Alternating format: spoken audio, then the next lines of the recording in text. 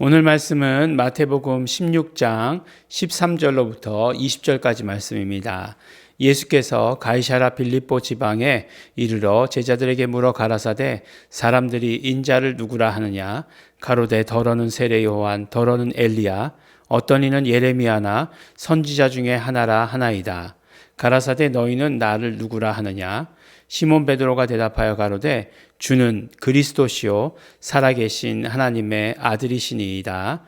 예수께서 대답하여 가라사대 바요나 시몬아 내가 복이 있도다. 이를 내게 알게 하니는 혈육이 아니요 하늘에 계신 내 아버지시니라. 또 내가 내게 이르노니 너는 베드로라. 내가 이 반석 위에 내 교회를 세우리니 음부의 권세가 이기지 못하리라. 내가 천국 열쇠를 내게 주리니 내가 땅에서 무엇이든지 매면 하늘에서도 매일 것이요 내가 땅에서 무엇이든지 풀면 하늘에서도 풀리리라 하시고 이에 제자들을 경계하사 자기가 그리스도인 것을 아무에게도 이르지 말라 하시니라. 아멘.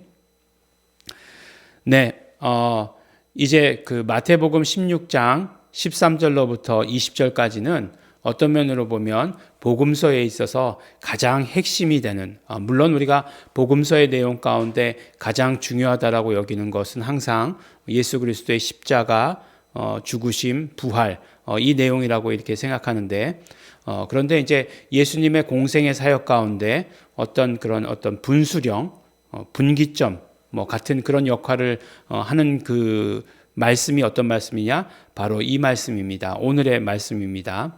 근데 이 오늘 말씀은 어떤 말씀이죠? 그렇죠. 우리가 잘 아는 대로 베드로의 신앙 고백이라고 말씀하고 있는 그 말씀이죠. 베드로의 신앙 고백, 베드로의 입을 통해서 성령님께서 말씀하신 이 고백이 복음서에 있어서는 가장 정점을 이루고 있다. 가장 중심을 이루고 있다. 그렇게 말씀하고 있습니다.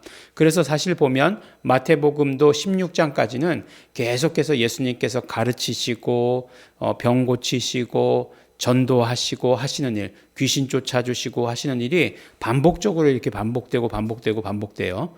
그러다가 이제 16장 이후에 뭐라고 얘기하죠? 예수님의 순환에 대해서 말씀하시죠. 예수님의 고난 받으실 것, 십자가, 이걸 3번이나 말씀하지 않습니까? 왜 3번이죠? 한국 사람들 삼세판 좋아하니까, 한국 사람들 위해서만은 아니지만, 이렇게 3번을 말씀하시고, 이제 십자가의 길을 가시는 것을 이렇게 보게 되는 거죠. 그 가운데 가장 정점이 있는 것이 이것이다. 그럼 왜 이것이 가장 정점에 있을까라고 하는 것들을 우리가 먼저 생각해 보아야 합니다. 예수님께서 이제 가이사랴 빌립보 지방에 이르셨습니다. 가이사랴라고 하는 로마의 황제죠. 황제의 이름을 딴 휴양지라고 해요. 근데 이제 늘 가이사랴 빌립보 지방 이 얘기만 나오면 생각나는 그 말씀이 있어요. 예전에 이제 그 시골 가면 굉장히 이제 성경 가지고 농담하시는 분들 있잖아요. 예수님께서 정말 가이사랴 빌립보 지방에 가셨다니 너무 불쌍하시다 막 이렇게 얘기하는 거예요. 그래서 왜 불쌍하시다 그러나요? 그랬더니 가이를 사러 빌립보 지방까지 가셨다고. 가이 사러 빌립보 지방 가셨다고. 얼마나 먹을 것이 없었으면 가이를 사러 빌립보 지방까지 가시느냐 그렇게 얘기하시는데 처음에 못 알아들었죠. 그랬더니 경상도 말로 가이, 개죠.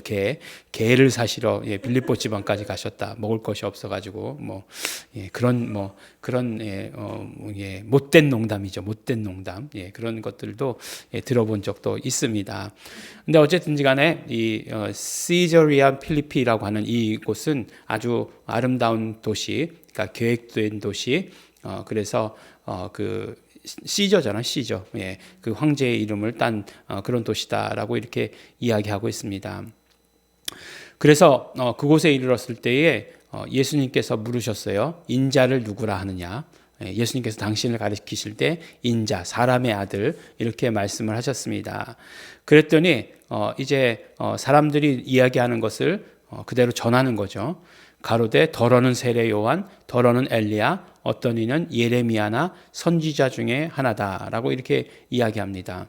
어쨌든지 세례 요한도 엘리야도 예레미야도 다 선지자죠. 선지자 중에 한 사람입니다. 근데 우리가 세례 요한은 얼마 전에 우리가 말씀 가운데서 들은 적이 있어요. 세례 요한이 죽었죠.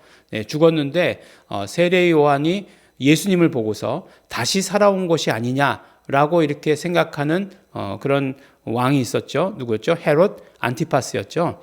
헤롯 안티파스.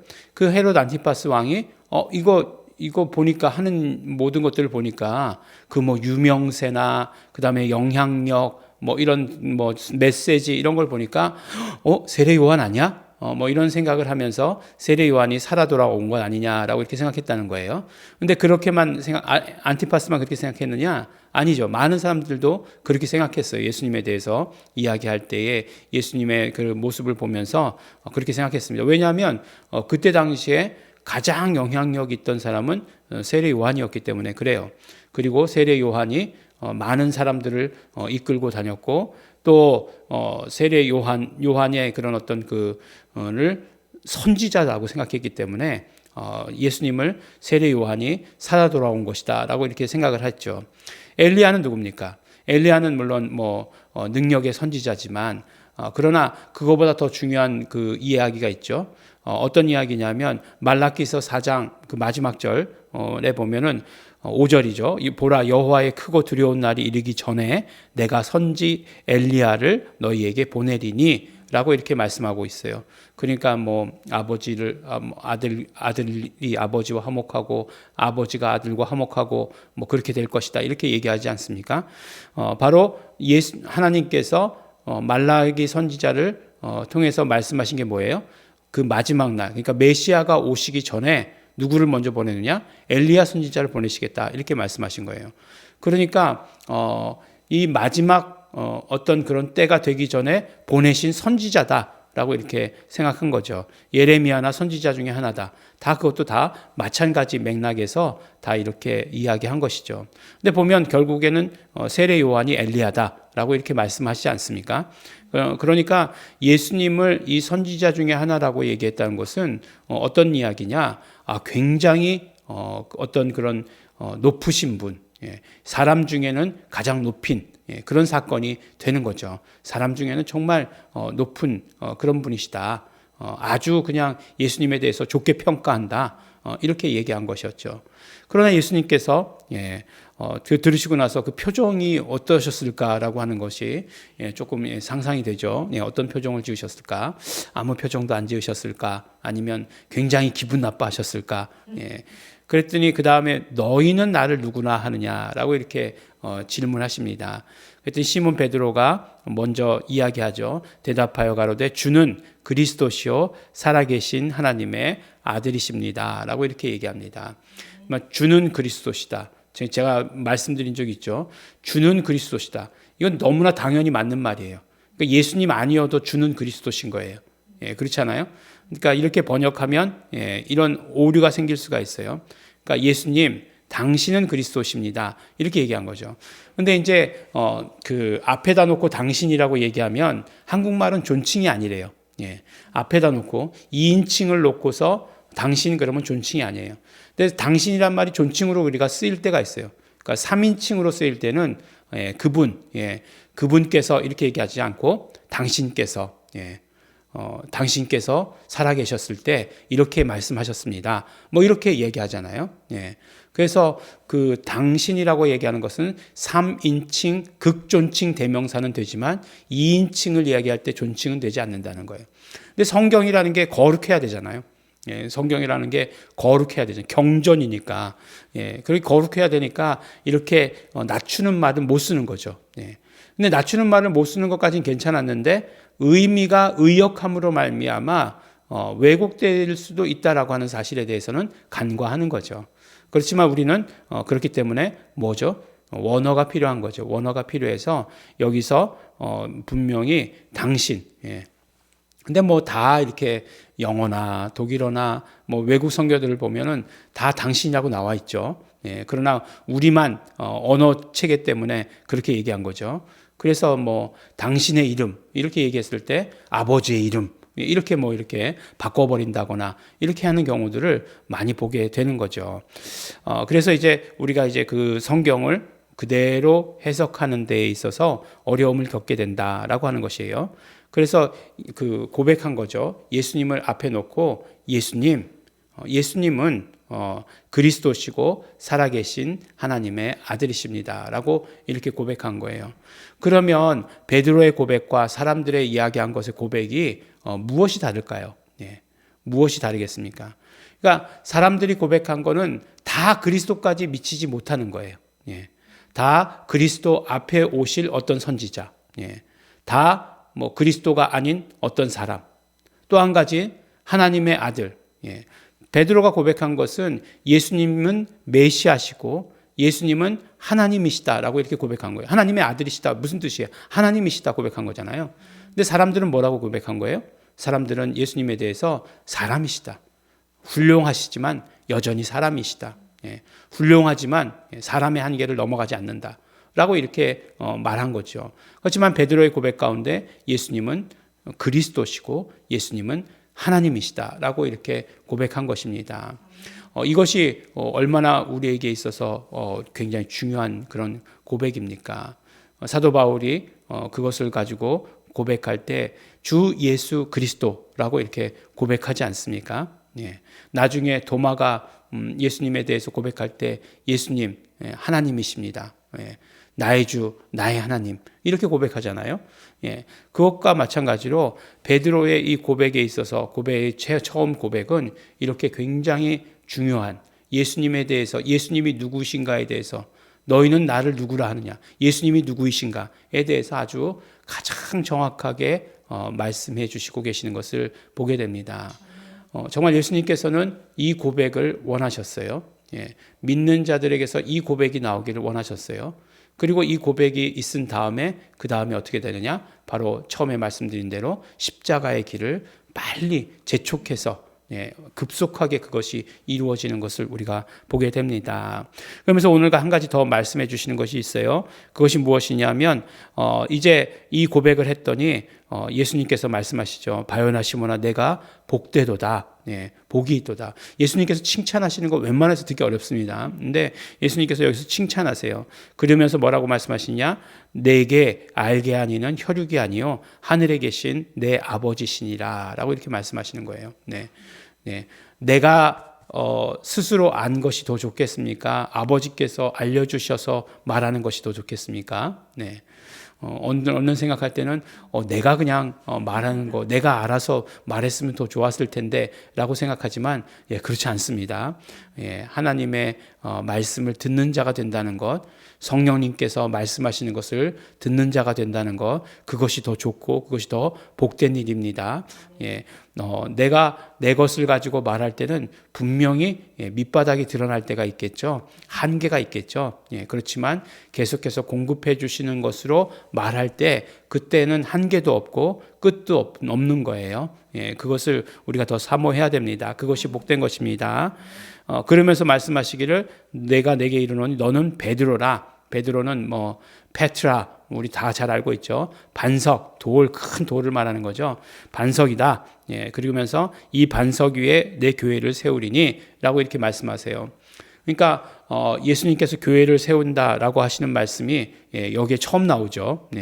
뭐 그런 사람들이 있어요. 예수님께서 언제 교회를 세우신다고 말씀하셨느냐 라고 이야기하는 사람들이 있는데 바로 교회가 여기 있죠. 사도 바울이 다 그렇게 한 거다 뭐 이렇게 얘기하는 사람들이 있어요.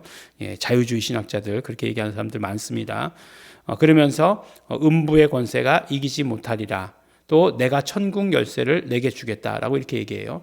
그러니까 오늘 말씀 가운데에서 바로 이 고백은 베드로의 고백은 무엇이 되냐면 반석이 되는 거예요. 그리고 반석도 어떤 반석이요? 교회를 세울 반석이 되는 거예요. 그리고 또 이 고백은 뭐라고 말씀해 주시냐면 천국 열쇠라고 말씀해 주셨어요. 이 고백을 통해서 바로 땅에서 무엇이든지 매면 매일 것이요 하늘에서 무엇이든지 풀면 하늘에서 풀리리라.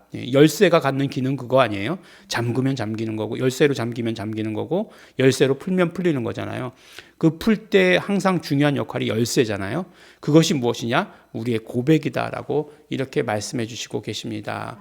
그러므로 우리가 이것이 반석이 되고 이 고백이 반석이 되고 그래서 그 위에 교회를 세우고 이것이 우리에게 있어서 천국 열쇠가 되어서 이것으로 열고 닫고 할 수 있다라고 하는 사실을 오늘 우리에게 말씀해 주신 것입니다. 우리 오늘 그 고백, 베드로의 고백을 통해서 그 고백이 무엇을 의미하는지 예수님이 누구이신지에 대해서 선포하는 것에 대해서 우리가 정확하게 알게 되었고 이 고백이라고 하는 것은 반석이며 천국 열쇠다라고 하는 오늘 말씀을 우리가 들었습니다. 그러므로 어떻게 해야 돼요?